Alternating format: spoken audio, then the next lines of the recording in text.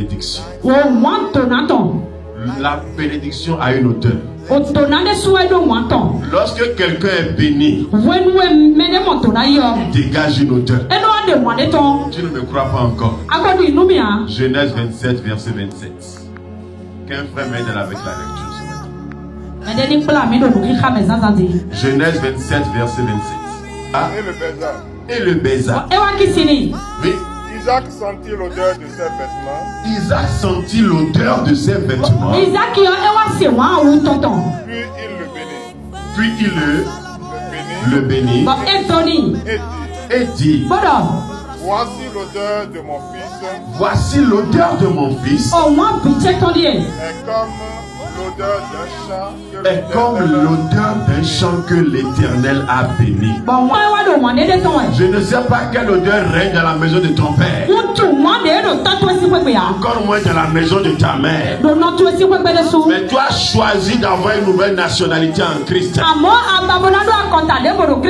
Après ce matin, l'odeur de la bénédiction te localise. Une odeur qui n'a jamais régné dans la maison. Au nom puissant de Christ. Jacob s'approcha. Autrement dit, tu dois savoir t'approcher des personnes. La femme qui est longtemps restée dans la cuisine va dégager une odeur.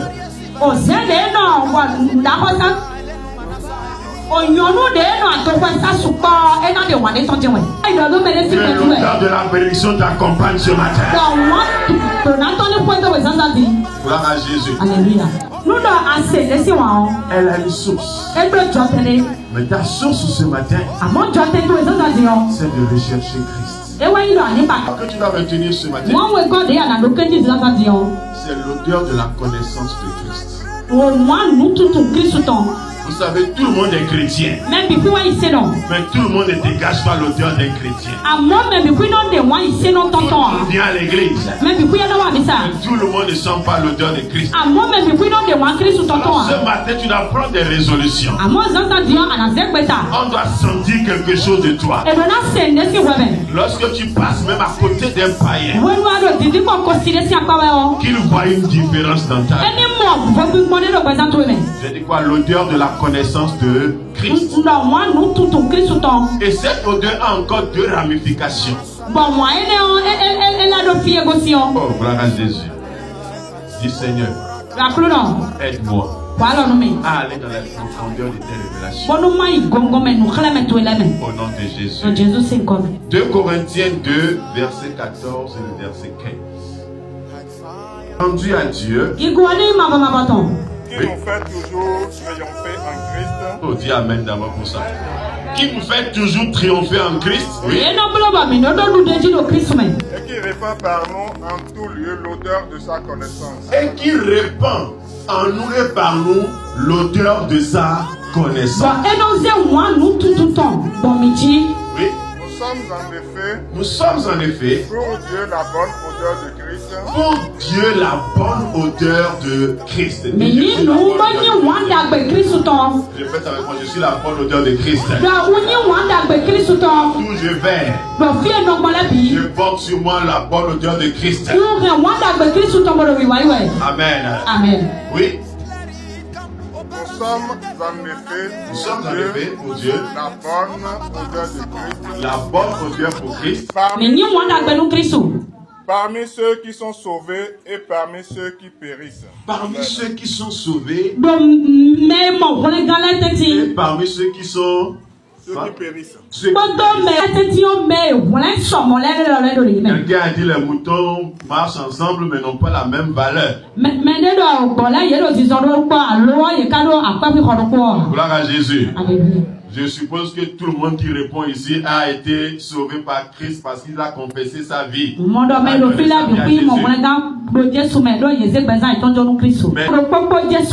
certainement tout le monde ne paye pas le même prix avec ce même Jésus.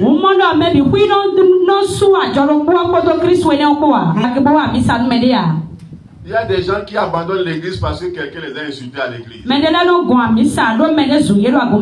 Cela veut dire que tu n'as jamais été à l'église pour Jésus. Même si quelqu'un te déçoit dans l'église, ce n'est pas Dieu qui t'a déçu. C'est juste un homme imparfait qui t'a déçu. Oui. Aux uns une odeur de mort. Oui. Maintenant à la donnant la mort. Oui. Oui.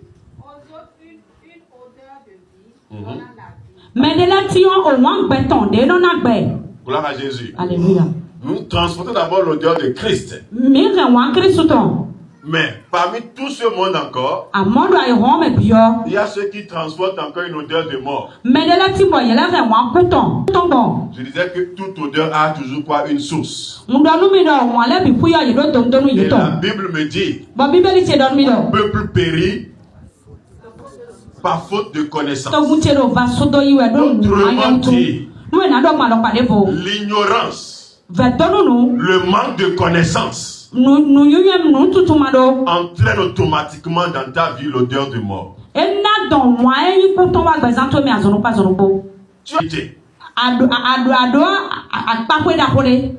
De chercher Dieu. Dieu dit chercher l'Éternel pendant qu'il se trouve. Pendant qu'il se trouve. Mais alors qu'il trimballe un cancer, il pense qu'il est bien portant. Mais parce qu'il ignore qu'il a une maladie, un de ces 4 matins, il va succomber. Non pas forcément que le sorcier l'a eu, mais parce qu'il a ignoré des choses. Lorsque tu vois ta vie défiler devant toi, il y a des choses que tu dois pouvoir remarquer. Il y a des choses qui ne vont pas. Comme il y en a d'autres aussi qui vont. Et celui qui connaît te dégage des ténèbres. Celui qui connaît dégage la vie. Après aujourd'hui, ton ministère va donner la vie. Ton entreprise va donner la vie. Que le Seigneur te bénisse. L'odeur des offrandes et des sacrifices. Quand tu ne connais pas certaines choses, tu seras victime de beaucoup de choses.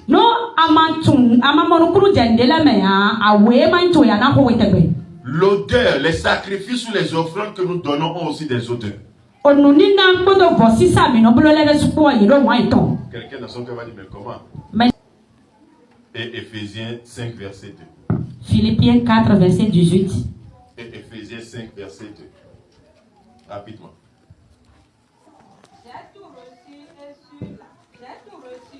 J'ai tout reçu. Et je suis dans l'abondance. Oui. J'ai été comblé de bien, oui.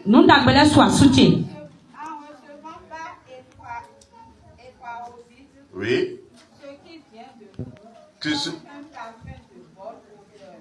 Oh, dis-moi amen d'abord. Amen. Ce qui n'est pas donné, et une offrande qui n'a pas une bonne odeur ne peut pas amener à l'abondance. Et de Géasi. Avec le général Naaman. Alléluia. Amen. Le général Naaman est venu avec une offrande pour sa guérison. Une bonne offrande. Gloire à Jésus. Alléluia. Mais le prophète ayant discerné dans le monde spirituel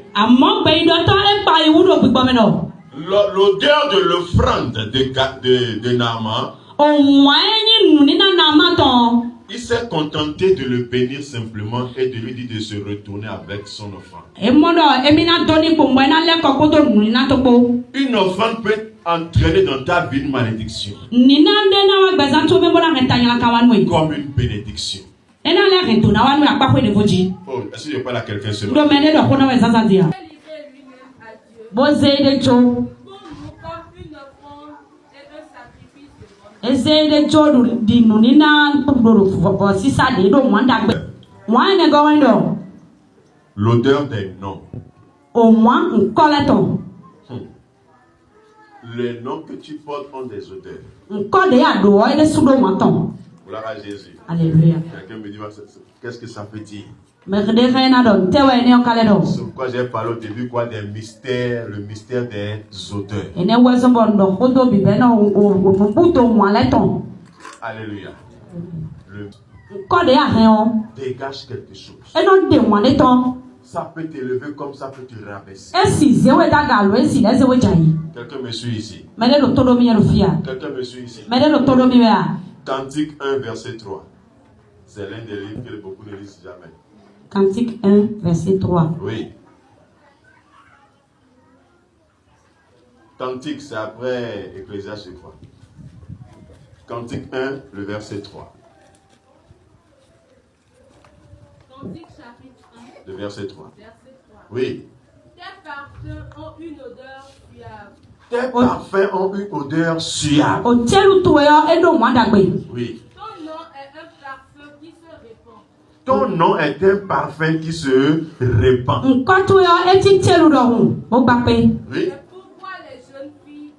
C'est pourquoi les jeunes filles t'aiment. Gloire à Jésus.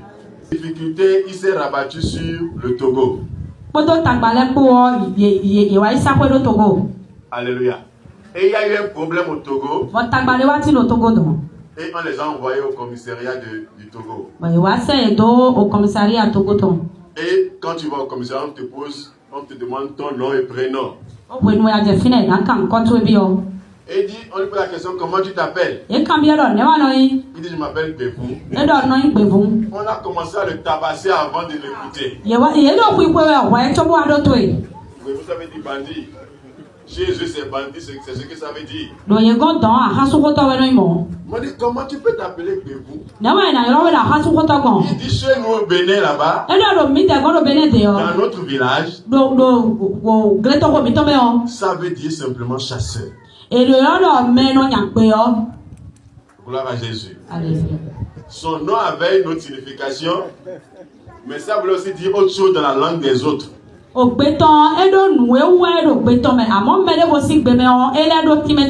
C'est ce qui a valu sa tabac ce jour-là. Quand il est sorti de là, il est venu au tribunal de Cotonou pour dire qu'il veut changer de nom.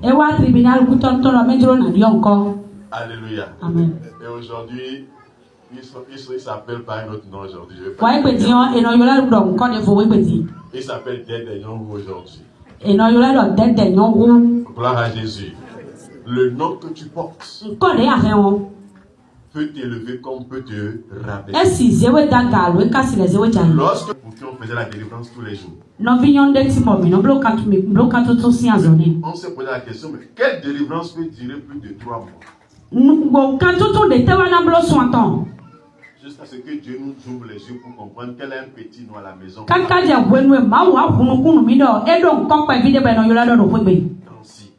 Dansi. Et dans la maison, il y avait l'hôtel. Il y avait cet hôtel dans la maison. À chaque fois qu'elle quitte l'église pour la maison, et à chaque fois qu'on appelle par ce nom à la maison, les mêmes réalités reprennent. Si je dis Omer ici, il n'y a qu'une seule personne qui va se lever. Parce que c'est son nom. On est reconnaissable par le nom que nous portons. Quelqu'un me comprend ici. Je prophétise dans ta vie ce matin. Mauvaise odeur dans ton nom soit détruite par le sang de Jésus. Je dis toute odeur qui ne glorifie pas ton nom, qui fait que tu ne trimbales pas des foules derrière toi, qui fait que les gens s'éloignent de toi, qui fait que le rejet s'est installé dans ta vie. Que le sang de Jésus détruise cette mauvaise odeur. J'ai pas entendu ton amen.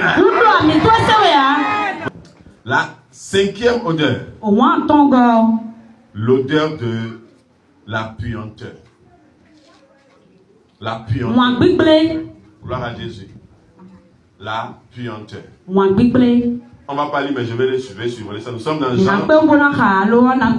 Jean 11, le verset 38 à 34.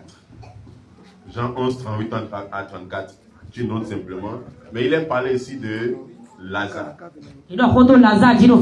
Jean 11, 38 à 34. Gloire à Jésus. Jean 11, 34. Verset 38 à 44. Pardon. À 44. Alléluia. Gloire à Jésus. Alléluia. Il est question de Lazare. Gloire à Jésus. Alléluia. Une chose est d'avoir peut-être l'odeur de mort. Mais c'est pas tout ce qui est mort qui sent. Quelqu'un me comprend? C'est pas tout ce... Un cafard qui est mort ne va pas sentir. Et la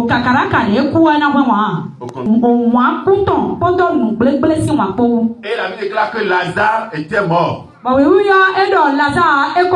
Et Jésus était venu pour le ressusciter. Parce que Jésus a dit, je suis la résurrection et la vie. Et lorsqu'ils vont se rapprocher du tombeau de Lazare, les sœurs de Lazare qui étaient Marthe et Marie vont dire, ils sentent déjà. C'est pas normal de tenter quelque chose que tu ne peux pas. Il y a des réalités dans ta vie, tu te poses la question, est-ce que Dieu peut encore le faire aujourd'hui? Tellement ça a déjà duré. Mais je viens te dire que la gloire de la résurrection est plus grande que la gloire de la guérison. Deux fois Dieu tarde dans certaines choses pour que le monde extérieur sache que c'est Dieu lui-même qui l'a fait. Il y a des retards qui sont occasionnés pour que Dieu même puisse se glorifier. Gloire à Jésus. Alléluia. Ce qui m'étonne, c'est que comment Dieu peut laisser un homme comme Abraham jusqu'à 100 ans. Sa femme Sarai jusqu'à 90 ans. Pour se glorifier. Et Dieu s'est glorifié effectivement. Isaac est né. Gloire à Jésus. Alléluia. Mais ce qui m'étonne encore, la Bible me dit après la mort de Sarah, Abraham, qui était fatigué en âge, avant d'avoir Isaac, s'est encore remarié. Ketura. Et il a encore fait 5 enfants. Et la même Bible me dit celui qui était fatigué à 100 ans a été rempli de jours. Il a vu tous ses enfants grandir. Il y a des choses que Dieu va occasionner lui-même pour se glorifier encore lui-même. Un Dieu qui ne joue que par son propre nom. Un Dieu qui connaît sa puissance. Toi qui es ici, tu ne connais pas encore ton potentiel. Mais le Dieu qui te parle, il connaît la fin d'une chose avant son commencement. Il connaît déjà l'histoire qu'il a déjà écrite avec ta vie. Il connaît les circonstances dans lesquelles tu vas passer. Il connaît les pleurs que tu vas subir. Il connaît aussi les réjouissances et les actions de grâce que tu vas faire. Dis-moi amen bien avant. Ils sont déjà. Et Jésus a dit à Marthe, ne t'ai-je pas dit, si tu crois, tu verras la gloire de Dieu. Est-ce que quelqu'un croit ce matin? Et dit, qui croit ce matin tout de suite, qui va recevoir la clé d'une voiture. Dans la vie, tu aimes trop réfléchir. Tout le monde a dit, bon, c'est vrai. Bon, il faudrait que vous touchiez La clé d'un véhicule pour dire que je sorte de l'église. Non, Ça peut être sur le chemin de la maison. Ou bien au boulot. Ou encore à la maison. Mais je suis assis dans l'église. D'où est-ce que la clé va descendre pour tomber dans ma main? 350 000 membres. Dans cette église, il faut les véhicules pour transporter les offrandes.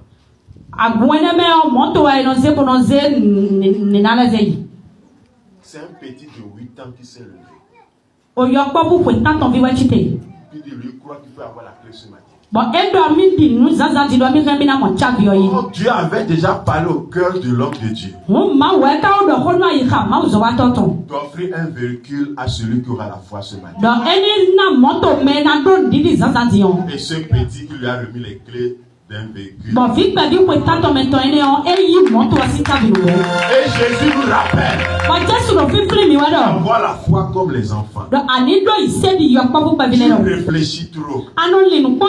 Si tu dis à ce petit que c'est mon agent qui fait une transaction là dans les airs,